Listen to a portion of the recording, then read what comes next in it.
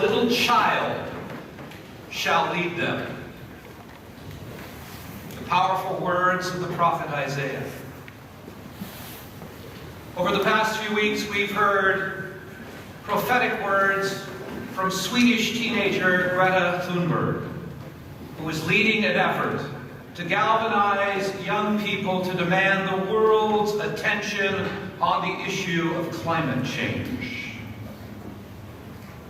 In our first reading from Habakkuk, the prophet cries out for a just one of faith, cries to God for help in a world where destruction is everywhere.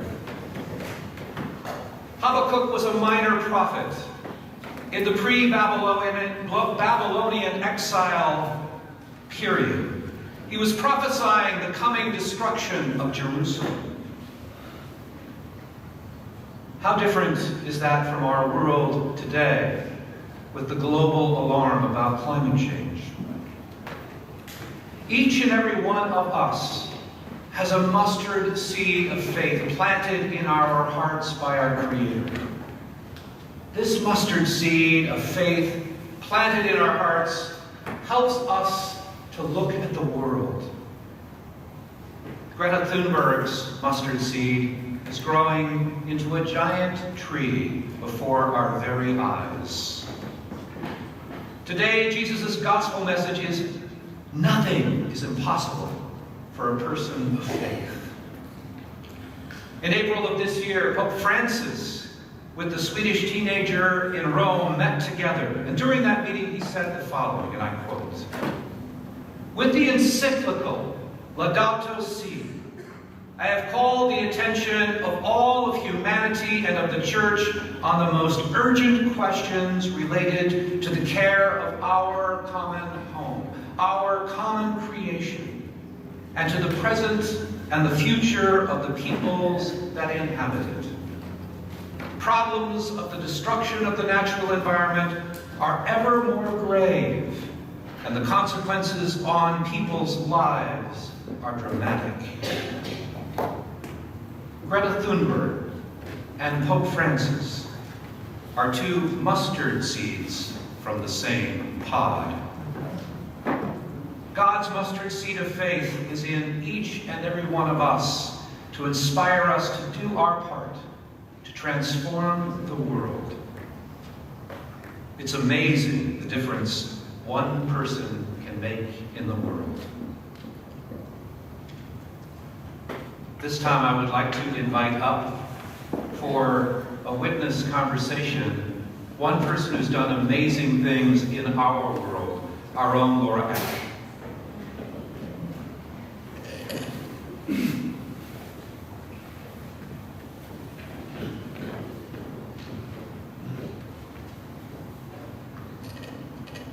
I'm very happy to be here today and tell my story. And I thank Dennis for encouraging me. It's a journey of faith with this beloved community. And it's an unusual one for a liturgical musician. A love story spanning 45 years. I grew up a PK, a preacher's kid. My dad was an Episcopalian priest at several churches in Idaho and Colorado. When I was 11, my dad left the ministry and began working for the federal government, which eventually brought us through a year in Utah to Seattle. We started attending St. George Episcopal Church in Lake City when I was 13. But somewhere in there, our family heard of this really cool church where the music and community were really great. So we thought we would try it out. The church was St. Patrick Church. I can still remember the first Sunday here. We sat somewhere in the middle, over there near the windows. I could not believe my ears. The sound of people singing filled the place. Little did I know that I would come to love that sound in my life. I remember one song. You can fly like an eagle on the wind, renewing your youth. Remember the truth, his love has no end. Or, may the road rise up to meet you. These songs filled my soul. For a young girl of 14, this left an impression, and it planted a seed. For a while, we alternated between the two churches, but eventually we stayed here. My mom joined the church in 1974, and by 1976, my brothers and I followed suit. My dad never made the switch, but he became active here in forming the lecture program as we know it today, with Helen West. My mom became very active, making banners for the environment and much more.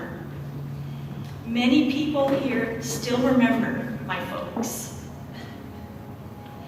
After high school, I traveled the world for a year with a music group called Up With People. I came back and went to Seattle U for a few years, and then left again in 1980 to attend Georgetown University in DC, majoring in Spanish with dreams of working in the foreign service. It was my time of rebellion. Here I was at a Jesuit university and did not want to attend the liturgies. If it wasn't St. Pat's, it wasn't good enough. I joined the secular choir instead. But I think the Spirit was working because it was in that secular choir, the Georgetown University Singers, that I met my husband-to-be, David. And as a side story, David knew Betsy Beckman at Georgetown. But I was not to meet her until much later, but the Spirit does work. When we decided to get married, of course it needed to be here. So we married here in 1985, and then finally moved back officially in 1986, and started attending as a couple. Then came the day the mustard seed began to sprout. David and I were approached by the music director, Phil Abenante, who asked us to join the choir. David thought he had an out. He said, "I'm not Catholic." And I kid you not, this is what Phil said. "Catholic schmatholic, get your up here."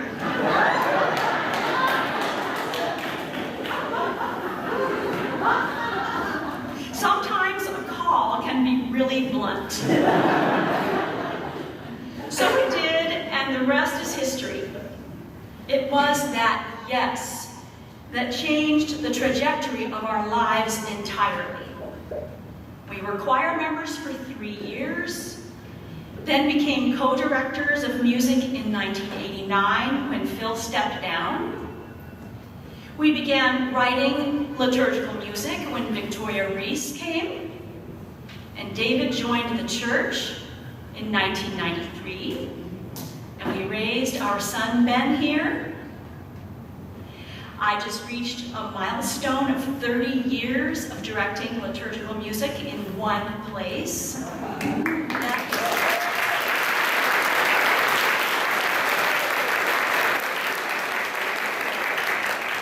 me tell you, that is rare and unheard of. Little did I know that the first liturgy here when I was 14 would bring me to this point.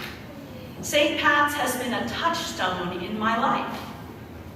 It has nourished my faith and given me a glimpse of the kingdom of heaven. In fact, I believe that this kingdom of heaven is here and now. Here in this place, new light is streaming. Now is the darkness vanished away. The kingdom is where all are welcome. All are welcome. All are welcome in this place. Valued and gathered around the table to be nourished for the journey. And it mirrors the heavenly banquet each time we gather around this table. So, as you consider how to share your gifts today in our ministry fair with your beloved community, I say, get your up here. Don't be afraid to say yes. You never know what might happen. Thank you.